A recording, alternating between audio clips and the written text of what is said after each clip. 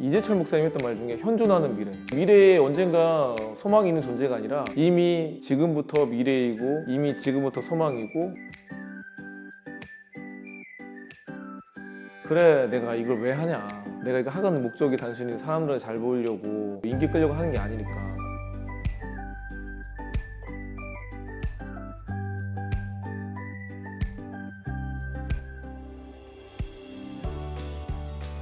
딱 땡땡땡이다 하기 참 애매한데, 다음 세대가 뭐 소망이다, 다음 세대가 희망이다, 다음 세대가 결국은 우리의 미래이다, 뭐 이런 거겠죠. 근데 제가 좋아하는 말 중에 이재철 목사님이 했던 말 중에 현존하는 미래라는 말 좋아하는데, 어찌 보면 다음 세대는 말 그대로 그냥 미래에 언젠가 소망이 있는 존재가 아니라 뭐 현존하는 미래, 이미 지금부터 미래이고 이미 지금부터 소망이고, 그 친구들이 없다면은 한국교회든 이 나라든 있을 수 없겠죠. 다음 세대는 그 자체로 귀해요. 그 존재만으로 얼마나 소중한 존재인지. 다음 세대는 존재만으로도 아름다운 사람들이다. 다음 세대는 존재만으로도 의미 있는 사람들이다. 왜냐하면 우리는 항상 엄청난 결과, 눈에 보이는 열매를 맺어야지만이 의미 있고 가치 있고 좋은 등급을 맞아야지만이 가치 있는 존재라고 생각할 때 많이 있는데, 꼭 그게 아니라는 거. 뭘 하지 않아도 있어주는 것만으로도 충분히 가치 있는 사람이야 라는 말 많이 해줘요. 왜냐면 애들 중에 시험이 망했든 수능이 망했든 망했어요 연락원이 많단 말이에요. 근데 했던 말이 맞다. 사람들은 너의 대학에 따라서, 너의 등급에 따라서, 어떤 과에 따라서 네가 가치가 있다 가치가 없다 말할지 모르겠지만 절대 아니다, 결과와 상관없이 넌 가치 있는 사람이야 라고 말해줬는데, 그 말을 듣고 하는 말이 이런 말 처음 들었어요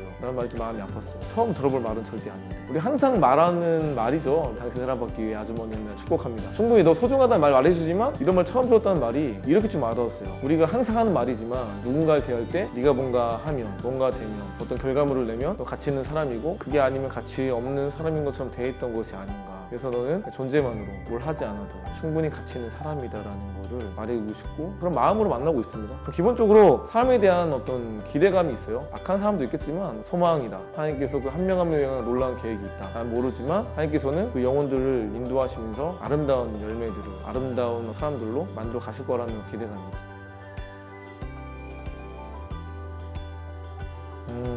인내와 기다림. 농부가 씨를 뿌리고 바로 열매를 맺으려 기대하는 게 말이 안 되는 것처럼, 그래도 농부는 뿌리면 1년 안에 결실을 맺잖아요. 근데 뭐 다음 세대든 청소년이든 청년이든 당장 지금 이 순간 뭐 쇼붙여서 열매를 맺을 수 없다는 거. 오히려 인내와 기다림이라는 게 단순히 1년이 아니라 5년이 될 수 있고 10년이 될 수 있고 평생이 걸릴 수 있는, 그럼에도 불구하고 포기하지 말아야 되는, 그래서 인내와 기다림이 가장 중요한 것 같아요. 예전에 웹툰 작가님 중에 미생 작가님 있잖아요. 윤태호 작가님한테 그 웹툰 지망생들에게 반드시 필요한 재능이 뭐냐 물어봤을 때 시나리오를 잘 쓴다든지 그림 실력을 말한 게 아니라 버티는 것도 재능이다 말한 것처럼, 버티는 거 존버 아시죠? 그게 너무 중요한 것 같아요. 왜냐면은 사람이라는 게 항상 내 맘 같지 않거든요. 그나마 저는 노멀한 애들 많이 만나지만, 그 노멀하다는 것이 그냥 일반적으로 평범하다는 거지 그 애들 가운데 고민이 없는 건 아니죠. 그런 고민을 갖고 있는 친구들도 끝까지 포기하지 않는 누군가가 필요한데, 또 주변에 반성화 목사든 이호세 목사든 누가 볼 때 특수사역 같거나 좀 더 놀고 학교 막 위기 청소년을 만나는 분들이 더 힘든데, 왜냐면은 거의 밑 빠진 독에 물 붓기, 분명 좀 부어졌나 했더니 다 빠지고 있는, 계속. 근데 그런 거 있잖아요. 콩나물 시루에 물을 부으면은 물이 빠져나가죠.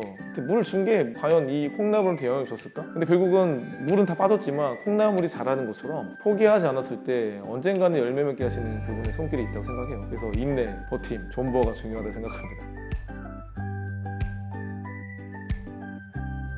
뭐 어떻게 보면 하나님 때문인 거죠. 하나님이 나를 존재하게 하셨고, 힘들고 어려울 때 다시 근본과 기본으로 돌아가는데, 그래 내가 이걸 왜 하냐, 내가 이거 하는 목적이 단순히 사람들을 잘 보이려고, 단순히 뭐 인기 끌려고 하는 게 아니니까, 결국은 내가 때로는 모든 걸 잃어버린다 할지라도 모든 자들이 날 포기해도 포기하지 않는 분은 하나님밖에 없으니까, 계속 그분을 기억하려고 하고 그분을 계속 생각하는 마음으로 살아가는 게 가장 중요한 것 같아요. 왜냐면은 주님은 나의 최고봉을 쓰신 오스왈드 챔버스가 했던 말인 것 같은데, 우리가 단순히 영혼을 사랑하는 마음으로 어떤 일을 감당하면 지칠 때가 온대요. 그 영혼을 사랑하는 마음으로 감당하면, 왜냐면 영혼이란 그 상대방이 나한테 상처 줄 수 있거든요. 하지만 상대방과 사람을 사랑하는 마음으로 사역하지 말고 하나님을 사랑하는 마음으로 감당하라고. 그래야지 지치지 않고 상처 입어도 상대방 때문에 내가 막 패닉 상태라든지 번아웃 되지 않는 것 같아요. 이런 얘기 많이 했어요, 애들한테. 나도 많이 감정의 기복이 심했던 사람이다. 나만 힘든 줄 알았다. 또 이런 것들 말하기 좀 어려웠다. 왜냐면 말했을 때 왜? 그 뭐가 힘든 거야? 넌 왜 저래? 왜 너만 그래? 좀 민감해? 예민해? 할 것 같아서. 지금은 거의 안 그러는데 예전에는 엄청 사람들의 말이나 시선들에 민감했던 사람이었어요. 예민했어요. 남들이 나 어떻게 보지? 근데 이제 지나가면서 깨닫게 하시는 것이 이게 나만 고민하는 게 아니고 나도 고민하지만 주변 많은 친구들이 이런 시기를 겪는구나. 그러니까 우리가 2차 성징기를 겪으면서 어른이 되죠. 근데 내 감성과 기분과 감정은 아직 사춘기 또는 이런 2차 성징기를 겪어야 되는 과정이 있는데 여전히 아무도 말해주지 않았던 거예요. 근데 그게 필요했다는 걸 알게 하셨고 나도 그랬다. 근데 시간이 흐르면서 이런 게 좀 정리가 되고 감정이 좀 안정화가 되더라. 이게 너만의 문제가 아니야. 나도 그랬어. 하면은 진짜요? 아 저만 그런 줄 알았어요. 근데 너만 그런 거 아니야. 다들 그러고 많은 분들이 이런 걸로 고민해. 그게 그렇게 위로가 되더라고요. 누가 이런 말 했어요. 위로라는 것이 내가 고칠 수 없는 아픔을 가진 사람한테 내 아픔을 꺼내놓는 거래요. 상대방의 아픔을 내가 못 고쳐주죠. 상대방의 아픔은 뭐 상대방의 아픔인 거고 내가 아무리 공감해 주려고 해도 공감이 안 되는 거니까. 근데 그 상대방이 힘든 그 분에게 나도 이런 어려움이 있다. 나도 이런 가운데 힘들어하고 있다. 나누는 것만으로도 아 나만 힘든 게 아니구나. 모두가 이렇게 힘든 시기를 겪는구나. 이걸 아는 것만으로도 버틸 수 있고 견딜 수 있는 것 같아요. 물론 또 그 가운데 하나님이 함께 하신다는 걸 안다면은 좀 더 그 시기들이 의미 없음이 아니라 의미 있음이라는 걸 알게 될 테니까. 사실 뭐 예측 불허죠. 뭐 예상할 수는 없다고 생각해요. 근데 이제 결국은 진심은 통한다는 것처럼 진심을 가지고 다가갈 때 결국 언젠가는 그 영혼들이 느낄 때가 오는 것 같아요. 부모님이 나를 사랑하신다는 거나 내가 정말 소중했던 사람인데 그 소중했던 사람들이 나를 정말 소중히 여겼다는 걸 알게 되는 시기는 좀 나중일 수 있는 것처럼 지금 당장 그렇지 않다 할지라도 상대방한테 씨앗들이 심기지 않는 건 아닌 것 같아서 예상할 수 없는 현실 속에서도 여전히 한 사람 한 영혼을 향한 마음을 끝까지 포기하지 않고 나아갔을 때 결국은 하나님께서 진심을 심겨주시고 결국은 영혼들을 구원할 수 있는 것들은 하나님의 소관인 것 같아요. 항상 하는 말 그거예요. 우리 항상 어떤 결과물을 내려고 할 때가 많다. 당장 부흥, 열매, 전도, 당장 어떤 눈에 보이는 어떤 것들을 얻기 원하지만 사실 그게 내 소관은 아닌 것 같다. 우리는 기도하고 함께 하려고 하고 노력하고 같이 놀아주고 시간을 함께 해주는 것만으로도 언젠가는 상대방이 나를 정말 진심으로 아끼고 소중히 여겼었구나는 걸 느낄 때가 올 거지 않을까. 그래서 요즘에 못 만날 때는 또 못 만날 수 있는 이 현실 속에서 가만히 멈춰 있는 것이 아니라 어떻게 하든 그 영혼을 만날 수 있는 노력은 필요한 것 같아요. 예를 들어서 요즘 같은 시기에 뭐 줌이라든지 카톡, 뭐 인스타그램 다양하게 유튜브를 통해서든 어쨌든 이렇게 소통할 수 있는 방법들을 찾아가는 것처럼 또 이런 영화 대사가 있었잖아요. 우리는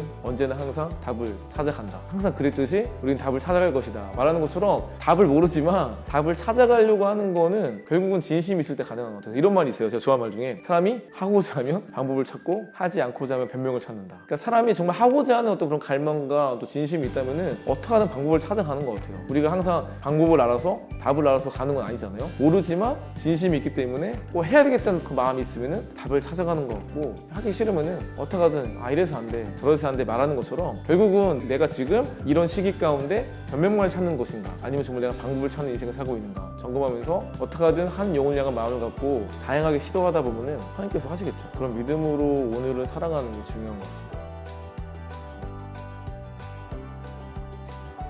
곳곳에 남은 자들, 곳곳에 하나님께서 아직도 포기하지 않았다는 거. 좋아하는 말씀 중에 이런 말씀이 있어요. 사무엘상 3장 1절부터 말씀인데 그때 이렇게 시작돼요. 여호와의 말씀이 희귀하여 이상이 흔히 보이지 않았더라. 그러니까 결국은 영적으로 암흑기를 말하는 거예요. 영적으로 완전 노답인 시대. 근데 그때 2절에서 이렇게 말을 해요. 엘리 제사장, 이 대제사장이었잖아요. 눈이 어두워 누워있대요. 이 말은 단순히 나이가 많아서 누워있다는 의미만이 아니라 영적으로 어둡다는. 그러니까 영적으로 어두운 시대 가운데 온전한 메시지, 하나님이 어떤 원하시는 메시지를 전해야 되는 사역자도 상태가 메롱인 상태. 그 엘리 제사장이 메롱이라 치다면 최소 아들들이라도 정상이어야 되는데 아들들은 알다시피 성적으로 성폭행하고 재정을 탐하고 자기가 또 욕심을 탐하는 삶. 완전 노답인 거예요. 거의 소망이 없다 말할 수 있는 시대 가운데 3절에서 말하거든요. 그때 하나님의 등불은 아직 꺼지지 않았습니다. 그때 하나님의 등불은 아직 꺼지지 않았습니다. 그러니까 누가 볼 때 그때 여호와의 영광이 떠났다 불씨가 꺼졌다 말할 수 있는 시대 가운데 그럼에도 불구하고 아직도 하나님의 등불은 꺼지지 않았다. 이어서 4절에서 말하거든요. 그때 여호와께서 사무엘을 부르신지라